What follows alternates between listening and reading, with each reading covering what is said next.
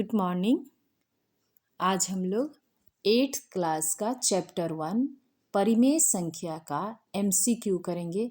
इससे बाहर एग्जाम में क्वेश्चन नहीं आएगा, इसीलिए ध्यान से देखिए। प्रश्न संख्या 1, 7 का गुणात्मक प्रतिलोम यानी व्युत्क्रम होगा। इसमें दिया है गुणात्मक प्रतिलोम का मतलब है 7 को कौन ऐसा संख्या से गुना किया जाए कि वो कटने के बाद कितना मान आ जाए, 1 आ जाए। यानी कि 1 लाने के लिए 1/7 से हमको मल्टीप्लाई करना पड़ेगा। गुणात्मक प्रतिलोम करा है, यानी कि हमारा ऑप्शन हो जाएगा बी,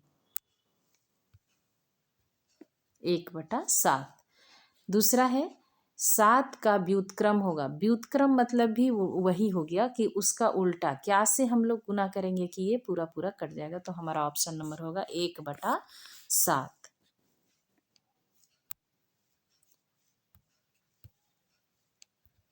नेक्स्ट है 5 का गुणात्मक प्रतिलोम होगा। इसमें भी देखिए गुणात्मक प्रतिलोम और व्युत्क्रम का भी शब्द का इस्तेमाल किया है। गुणात्मक प्रतिलोम तो इसमें गुना करना है, कितना से गुना करेंगे कि ये 1 के बराबर आ जाएगा। तो हम लोग इसको 5 को 1/5 से गुना करेंगे तो हमारा इसका मान आ जाएगा 1, यानी कि ऑप्शन नंबर डी सही है। 1/5 इसका 5 का गुणात्मक प्रतिलोम होगा। और देखिए -8/7 गुने 21/12 बराबर 21/12। ये वाला मान तो यहाँ लिख दिया है। इस रिक्त स्थान में क्या लिखा जाएगा कि दोनों के मान में कोई परिवर्तन नहीं होगा। तो जितना यहाँ है उतना ही से यहाँ हम लोग गुना करते हैं। ये क्रम विनिमय जोड़ और गुना में होता है, तो क्रम विनिमय यहाँ लागू हो रहा है। तो -8/7 ऑप्शन नंबर ए सही है। नेक्स्ट है 13/25 भागा। क्या से हम 13/25 को क्या से भाग लगाएंगे कि हमारा जो ऑप्शन है वो बराबर 13/5 आ जाए। इधर 13 आना चाहिए और बटा में 5 आना चाहिए। तो क्या से हम लोग यहाँ पर भाग लगाएंगे ये हम लोग को देखना है। यानी कि 5 कटना चाहिए, 13 जैसे है वैसे ही रहना चाहिए। तो हमारे पास यहाँ ऑप्शन में 1/5 है। देखिए 1/5 हम लोग यदि यहाँ रखते हैं तो क्या हो जाता है 13/25 गुना 5 ऊपर हो जाएगा और 1 नीचे हो जाएगा। तो 5 से 25 5 बार में कट जाएगा। यहाँ आ गया 13/25। यही हम लोग 13/5 लाना था, 13/5 आ गया। यानी कि क्या से हम लोग को भाग लगाना है 1/5 से, ऑप्शन नंबर बी। नेक्स्ट देखिए -1/3 और 1/2 के बीच का परिमेय संख्या कौन नहीं है। सबसे पहले यहाँ देखिए ये -1/6 है, तो ये तो छोटा है, ये तो होगा ही, उससे इससे बड़ा है और इससे छोटा है, तो ये हो जाएगा। 0 भी इनके बीच में आता है, माइनस और प्लस के बीच में 0 आता है, तो ये भी ऑप्शन होगा। 1/3 है यानी 1/2 से छोटा है, तो ये भी इसमें आएगा। यानी हमारा ऑप्शन कौन होगा, इसका मान जो है वो -1/3 के बराबर है। जैसे इसको 2 से भाग लगाएंगे तो 1 बार में और 3 बार में कट जाएगा। तो -1/3 जो है वो यही संख्या है, यानी इनके बीच की परिमेय संख्या नहीं है। तो ऑप्शन नंबर हमारा डी सही होगा। नेक्स्ट देखिए दो परिमेय संख्याओं के बीच में कितनी परिमेय संख्या होता है। किसी भी दो संख्या के बीच में, जैसे 0 1 भी है, तो इसमें बहुत सारे परिमेय संख्या होते हैं। हम लोग इसको नहीं निकाल सकते टोटल को, इसीलिए इनका संख्या काउंट करना मुश्किल है। तो अपरिमित रूप से अनेक अनंत परिमेय संख्या किसी भी दो संख्या के बीच में, जैसे 2 और 3 के बीच में, 2 और 4 के बीच में, 1 और 2 के बीच में, किसी के बीच में भी अपरिमित रूप से अनंत अनेक परिमेय संख्याएं होती हैं। यानी कि ऑप्शन नंबर हमारा डी सही है। 8 नंबर कह रहा है कि गुणनफल 1 प्राप्त करने के लिए 7/23 को किससे गुना करना होगा। 1 गुणनफल कितना प्राप्त करना है, 1 करना है। तो हमारे पास 23 ऊपर रहेगा तब कटेगा तो 23 हो गया, और 7 नीचे रहेगा तो 7 से 7 कट जाएगा, 23 से 23 कट जाएगा। यानी कि हम लोगों को कितना से गुना करना होगा? 23/7, ऑप्शन नंबर सी।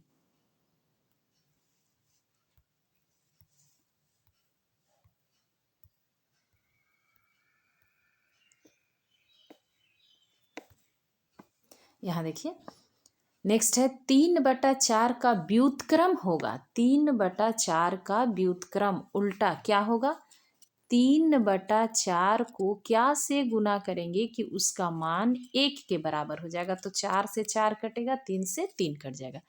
यानी कि हम लोगों का 4/3 जो है वो इसका व्युत्क्रम है। यानी ऑप्शन नंबर ए सही है। आगे करें 1/2 का समतुल्य होगा। 1/2, 1/2 का समतुल्य हमारा कौन होगा? हम लोग इसको 2 से गुना करते हैं ऊपर नीचे, तो 2 एकम 2 और 2 गुने 2 करेंगे तो 4, यानी 2/4। कोई ऑप्शन है? हाँ देख लीजिए, यहाँ ऑप्शन नंबर बी है। हम लोग आगे 3 से गुना करते, 4 से गुना करते, देखिए 1/3 है तो ये तो नहीं ही होगा। 3/2 है, ये भी नहीं होगा। यहाँ 5/7 है, ये भी नहीं होगा। यानी ऑप्शन नंबर हमारा कौन सही है? बी सही है। नेक्स्ट देखिए 4/3 का गुणात्मक प्रतिलोम। गुणात्मक प्रतिलोम भी वही है, 4/3 है। क्या से गुना करेंगे कि इसका मान 1 के बराबर हो जाए? गुणात्मक प्रतिलोम। यहाँ हमारे पास 4/3 दिया है तो 3 ऊपर रहेगा और 4 नीचे, तो 3 से 3 कट जाएगा और 4 से 4 कट जाएगा। यानी कि ऑप्शन नंबर बी सही है। नेक्स्ट है निम्नलिखित में धनात्मक परिमेय संख्या। निम्नलिखित में धनात्मक परिमेय संख्या है, देखिए कौन है? ये तो निगेटिव है, नहीं होगा। इसमें भी एक माइनस है, ये भी नहीं होगा। इसमें भी एक माइनस है, ये भी नहीं होगा। यहाँ माइनस माइनस प्लस हो जाएगा, यानी कट जाएगा, तो यहाँ 4/5 ये हमारा धनात्मक परिमेय संख्या है। ऑप्शन नंबर डी सही है। -9 का योज्य प्रतिलोम। देखिए अभी तक हम लोग गुणात्मक प्रतिलोम पढ़ रहे थे, यहाँ योज्य प्रतिलोम है। योज्य प्रतिलोम का मतलब है कौन ऐसा संख्या इसके साथ जोड़ा जाए कि इसका मान 0 के बराबर हो जाए। इसमें क्या जोड़े कि हमारा मान जो है वो 0 के बराबर हो जाए। योज्य प्रतिलोम में हमको 0 लाना होता है, गुणात्मक प्रतिलोम में 1 लाना पड़ता है। तो यहाँ हम लोग -9 में 9 को जोड़ देंगे तो हमारा मान 0 के बराबर हो जाएगा। यानी योज्य प्रतिलोम -9 का योज्य प्रतिलोम 9 होगा। यानी ऑप्शन नंबर सी सही है। आगे देखिए 2/5 का समतुल्य परिमेय संख्या। समतुल्य हम लोग इसको 2 से गुना करते हैं, ऊपर भी और नीचे भी। तो 2 दूनी 4 और 5 गुने 2 करेंगे तो 10। देख लीजिए इसमें ऑप्शन कौन है? 4/10, ये ऑप्शन है आपका। ऑप्शन नंबर बी सही हो गया। नेक्स्ट देखिए -5/9 जोड़ -8/9 का मान क्या होगा? इसको हल करेंगे, यहाँ एलसीएम 9 हो जाएगा, ये 5 हो गया, और प्लस और माइनस, यहाँ 8 के आगे माइनस, यहाँ प्लस है, प्लस माइनस माइनस और 8 हो गया। यहाँ हल करेंगे तो -3/9, और हल करेंगे तो 3 एकम 3 और 3 तिहाई 9, यानी 1/3। यहाँ माइनस भी बचा हुआ है, यानी -1/3 हमारा आंसर होगा। इसमें देखिए ऑप्शन कहाँ है? -1/3, ऑप्शन नंबर 1 हमारा एक ऑप्शन आ जाएगा, यानी ए। इसका हल करेंगे तो इसका मान हो जाएगा -1/3।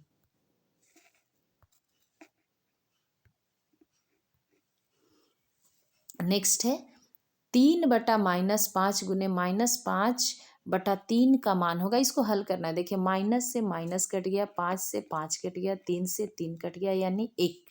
इसका मान कितना आया? 1 आया। कह रहा है -5/9 का योज्य प्रतिलोम। मतलब क्या इसमें जोड़ेंगे? -5/9 में क्या जोड़ेंगे कि हमारा मान कितना हो जाए? 0 के बराबर हो जाए। तो यदि माइनस में है तो इतना ही संख्या प्लस में लेते हैं, यदि प्लस में रहेगा तो इतना ही संख्या को माइनस में ले लेंगे। तो हमारे पास यहाँ पर दिया हुआ है -5/9, तो यहाँ पर हम लोग ले लेंगे +5/9। हमारा ऑप्शन नंबर बी सही है। नेक्स्ट है 3/8 के गुणात्मक प्रतिलोम। देखिए इससे पहले योज्य प्रतिलोम पूछा था, यहाँ गुणात्मक प्रतिलोम है। तो गुणात्मक प्रतिलोम में इसका मान आना चाहिए 1 के बराबर। हम लोग 8 ऊपर लिखेंगे और 3 नीचे, तो 8 से 8 कट जाएगा और 3 से 3 कट जाएगा। हमारा मान 1 के बराबर आना चाहिए, यानी कि हमें कितना से गुना करना चाहिए? 8/3 से। यानी कि 3/8 का गुणात्मक प्रतिलोम 8/3 होगा। ऑप्शन नंबर सी सही।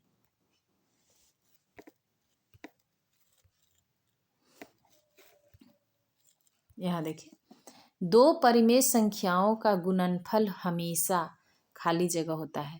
दो परिमेय संख्याओं का गुणनफल हमेशा क्या होगा? परिमेय संख्या होगा। तो हमारा ऑप्शन नंबर ए परिमेय संख्या। अगला है परिमेय संख्या जो अपने व्युत्क्रम के समान होगा। परिमेय संख्या जो अपने व्युत्क्रम के समान होगा। देखिए 1 का व्युत्क्रम क्या होता है? 1 होता है। -1 का भी व्युत्क्रम हम लोग उल्टा लिखेंगे तो 1/-1 लिखेंगे तो भी इसका मान -1 होगा। बाकी यहाँ 0 का करेंगे तो अपरिभाषित हो जाएगा। जैसे 0 है, 0 का उल्टा लिखेंगे तो 1/0, तो ये तो अपरिभाषित हो जाएगा, यानी ये भी नहीं है, ये भी नहीं है। और जैसे 1 का तो 1 होगा, लेकिन 2 का जब हम लोग करेंगे तो 1/2 हो जाएगा, तो ये नहीं ना हुआ। अपने आप का व्युत्क्रम होना चाहिए। परिमेय संख्या पूछ रहा है कि परिमेय संख्या जो अपने व्युत्क्रम के समान हो, सेम होना चाहिए, यानी 1 और -1 जो है अपने व्युत्क्रम के समान होता है। यहाँ देखिए शून्य का व्युत्क्रम है। शून्य का व्युत्क्रम अपरिभाषित हो जाएगा, क्योंकि हम लोग जब शून्य लिखते हैं और इसका व्युत्क्रम लिखेंगे तो हो जाएगा 1/0। तो ये अपरिभाषित हो जाता है, इसको हम लोग परिभाषित नहीं कर सकते हैं। तो ये हमारा ऑप्शन नंबर बी सही होगा, अपरिभाषित। नेक्स्ट है ऐसी परिमेय संख्या जिनका कोई व्युत्क्रम नहीं है, जिसका कोई व्युत्क्रम नहीं होगा। देखिए 1 का व्युत्क्रम 1 होता है, -1 का -1 होता है, और 1/2 का व्युत्क्रम 2 होता है, लेकिन 0 का कोई व्युत्क्रम नहीं होता है, यानी ऑप्शन नंबर बी सही है। निम्नलिखित में -5 से छोटी संख्या, इसमें -5 से छोटी संख्या कौन है? -5 आप देखिए ऐसी संख्या रेखा पर, यहाँ हमारा 0 है, इधर -1 -2, इधर -3 -4 और इधर -5, और इधर जब जाएंगे तो आगे में 1 2 3। ये जो संख्या रेखा है जब बाएं से दाएं की ओर जाएगा तो हर मान बड़ा होता जाएगा, ये बढ़ता जाता है इसका मान, और इधर जाने से इसका मान घटता है। तो अब इसमें आप देखिए कि -5 से छोटी संख्या, -5 यहाँ है, -5 से छोटी संख्या कौन होगा? इसमें हमारा -5 के आगे 4 है, इधर ये भी बड़ा हो गया, -3 है तो ये भी बड़ा हो गया, 0 है ये भी 0 हो गया बड़ा। तो यानी कि इसके आगे -5 के आगे हमारा क्या जाएगा? जैसे यहाँ -5 हुआ, फिर इधर -6, इधर -7 और -8, यानी कि -8 जो हुआ वो -5 से छोटा हुआ। तो हमारा ऑप्शन हो जाएगा डी -8। 5 प्लस खाली जगह बराबर 5। 5 में हम यहाँ क्या जोड़ेंगे कि हमारा मान 5 ही रह जाएगा? अब 5 में क्या जोड़ेंगे कि हमारा मान 5 ही रह जाएगा? 0, कुछ भी नहीं जोड़ेंगे, यानी ऑप्शन नंबर डी सही है।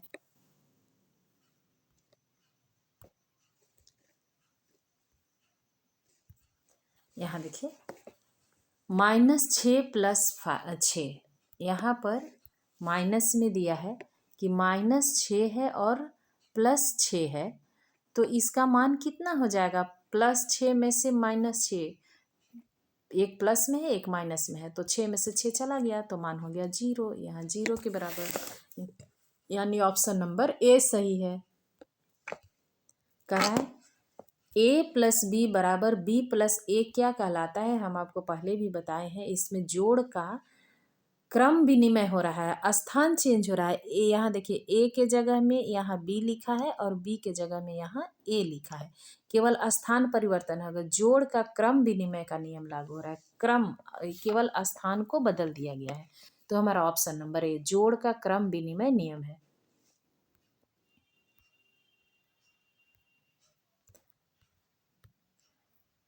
इतना ही तक आज के लिए, थैंक यू।